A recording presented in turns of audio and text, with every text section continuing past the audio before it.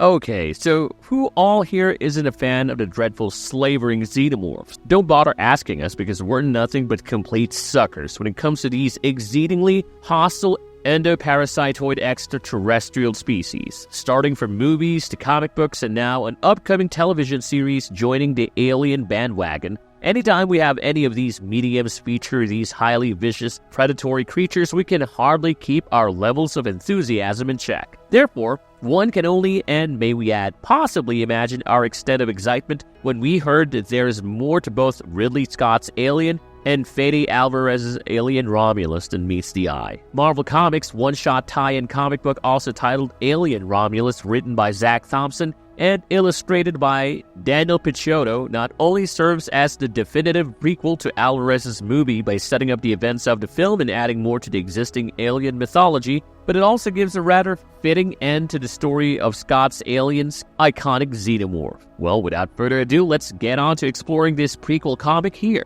But before we go into our explanation, we have a very small request. If you enjoy our content, then please support us by subscribing to our channel. This is a small click for you, but for us it means an awful lot. Thank you. Now, let's begin. Conspiring and backstabbing unfold to disaster. Alien Romulus comic explained. The domino effect. The readers find themselves inside the Weyland-Yutani Corporation's scientific space station, the Renaissance, which is situated on the binary star system Zeta Reticuli near moon LV-426. From the look of things, it certainly seems like a classified mission. There lies this giant organic rock-like thing, and surrounding it are a couple of masked scientists who are trying to make sense of it. One of the scientists is heard saying that there are no emissions, aerosol, and contaminants, and that the structure, despite oozing resin, happens to be effectively inert. You finally get a look at the synthetic science officer Rook, who is the one making all the observations, with Rook further stating that the rock contains hydrogen, carbon, nitrogen, and oxygen. This piques the interest of scientist Mathos, who adds that the mentioned components are the 4 basic elements of life. After Rook suggests cutting the rock open, by further emphasizing that it poses no risk, Mathos is convinced and orders it to be cut open. While the rock is being lasered, security guards Hyla and Adrian observe the whole thing from a distance. Hyla has her doubts about the rock and tells Adrian that it is oozing rotten energy, something that she's pretty sure is coming from whatever is inside the rock. No wonder Hyla freaks out when she spots a curled-up Xenomorph, somewhat cocooned inside the rock, and suggests killing it immediately. Adrian calms her down momentarily by telling her that the creature is dead and that the science officer knows his job. With the Xenomorph taken to the Rebus lab to be further examined by Rook, it becomes all the more clear that it was the same Xenomorph that was responsible for the complete wreckage of the USCSS Nostromo. When Mathos asks if the Xenomorph had killed all the 7 members on board, Rook corrects him by saying that one of the members had managed to escape. Interestingly, this is also when we, as the readers, come to find out about the 2 divisions on board the Renaissance. Just for your information, here the Rebus lab was treated more like the science division, while the weapons division was the Romulus lab on board the Renaissance. Anyway, coming back to the story, when Mathos is seen proclaiming that the life form will be invaluable to the weapons division, Rook responds with disdain and addresses Mathos' assertion as a typically short-sighted human observation. The Sith blames the humans in general for seeing the creature as a mere opportunity to consolidate powers through means of destruction. He ridicules more by stating how nuclear fusion was initially all about energy before the humans made it into a bomb. Further adding that if the humans were that keen on wiping themselves out, they should just be handing the job to a few androids that would be more than happy to comply it. Later, Rook is seen briefing the rest about whatever they know so far about the Nostromo event, how the organism was found on LV-426, how it tends to evolve from its infant to adult stage at an inexplicable speed, and its ability to generate new tissue and survive in almost any environment could very well hold a key to what Peter Weyland was looking for all this time. Eternal life, or should we say, Prometheus fire. Rook also discovers concentrated acid for blood while performing an autopsy on the creature and finds it very fascinating. Suddenly,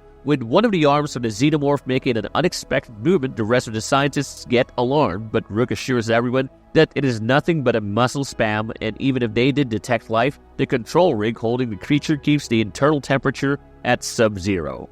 Who is in control? We find ourselves back to Hyla and Adrian, who are still in the middle of an intense conversation. It is pretty clear that Hyla does not trust Rook, and she finds it odd to stand guard if the creature is actually dead. With Adrian asking Hyla why the creature is inactive, Hyla probably says that it is simply biding its time and that playing dead is a common survival mechanism, a thing she learned the hard way while she was serving in the Colonial Marines. We as the readers finally learned the lesson behind Hyla losing an eye. Hyla and her team were deployed on LV-147 and tasked with the clearing of indigenous critters as part of a routine bug hunt. That mission cost her an eye, and she was in a way taken care of by the company by being given the security job on the Renaissance. No wonder Hyla is fully against the Xenomorph on board the space station, and she's quite aware of the threat it poses to everyone on board the Renaissance. With Adrian telling Hyla that he has her back and asking her what should be done, Hyla fills in with her eventual plan of sending the Xenomorph back into space where it belongs. Over the course of a couple of days, Rook is seen maintaining an audio log from which we learn that the scientists have successfully harvested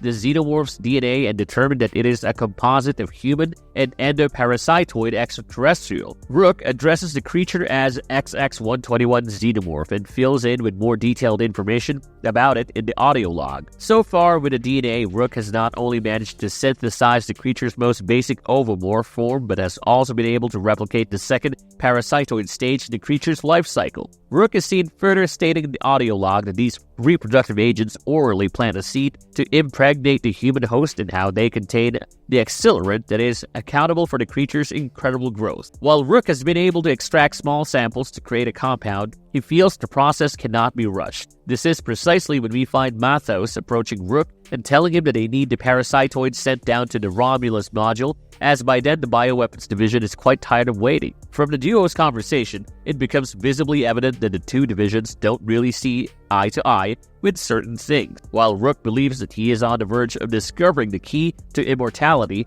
Mathos tells him that he is a synth who is simply preventing human progress and reminds him that he works for him at the end of the day. Mathos reassigns most of the scientists to the Romulus lab while leaving behind a skeleton crew for Rook and Remus. Even with Rook telling Mathos that it is imperative that his research isn't disrupted any further, and that the non-Newtonian fluid found within the Xenomorph could be a panacea for humankind, Mathos does not pay much heed to him. While Rook is seen stepping out of the Remus lab in an attempt to go after Mathos and elucidates things further to him, Hyla and Adrian are seen taking advantage of the situation and sneaking into the lab. Hyla tells Adrian to de-rig the cryobed so that it can be strapped to one of the station's defense rockets and ejected into space. While Adrian is at it, Hyla picks up an axe and makes her way to the cryo chamber, where she is shocked to find that alien parasites are being synthesized there. Hell-bent on thwarting the experiment, she tries to destroy the cryo chamber, but with her at it, she hears Adrian screaming. Upon going back, she finds Adrian dead. Full credits to the Xenomorph for making a grotesque mess out of Adrian's face. Of course, Hyla tries shooting at the Xenomorph, but the creature manages to escape from there.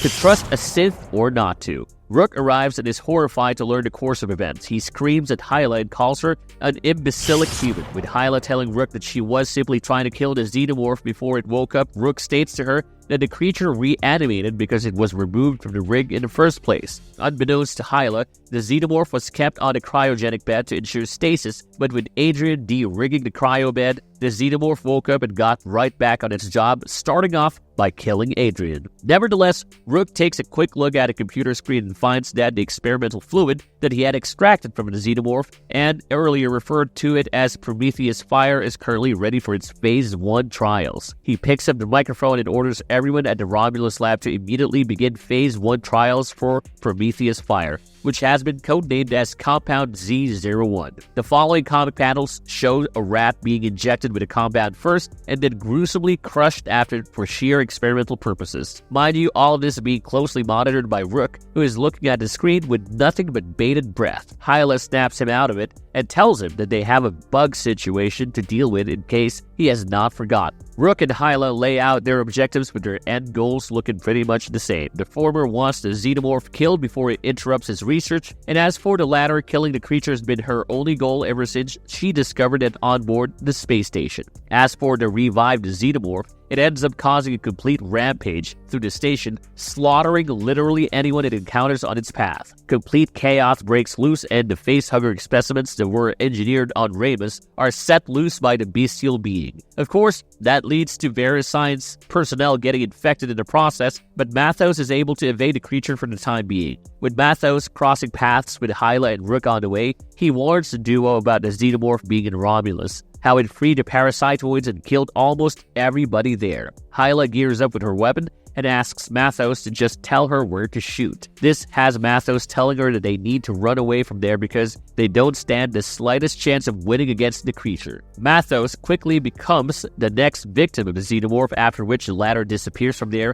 by tearing its way through the station and in the process climbing floors too. Rook also learns from the computer mainframe aboard the space station that the current status of compound Z01 is almost near its completion. Anyway, he follows Hyla and tells her that shooting the creature would not be a wise thing to do because of its acid blood. After all, the Xenomorph's blood can create a massive decompression event, which in turn can kill everyone on board. With Hyla asking him for an alternative, Rook tells her that the Renaissance could sustain a few seconds of decompression, but he tells her to kill the Xenomorph at a place where he has the access to seal the station, resorting to the emergency systems. Hyla agrees, and the duo eventually arrives at the laboratory, where Rook is ambushed and bisected by the Xenomorph. The Xenomorph turns its attention to Hyla, but she fatally wounds the creature, bombarding it with gunshots. The acid blood of the Xenomorph naturally opened a hole in the hull. Hyla tells Rook to shut the airlock and seal the station right away, but Rook is hell-bent on ensuring the completion of the Prometheus serum over anything and anybody for that matter. So it is only fitting to state that Rook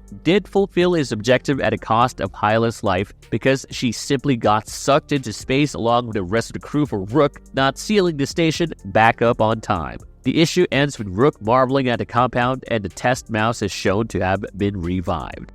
Marvelous verdict. Well, with this, we've finally come to the exciting end of our video. So, what are your thoughts on the Alien Romulus prequel comic? We think the comic played like this connective tissue between the 1979 and the 2024 film, and also explained the origins of the Alien Romulus film setting. Well, we would certainly love to hear your thoughts in the comment section down below. And if you enjoyed this video, you know what to do. Please do leave a thumbs up and stay tuned with us, as we promise to come back with another favorite video soon. Until then, stay safe and stay marvelous. Thanks for watching, and have a nice one.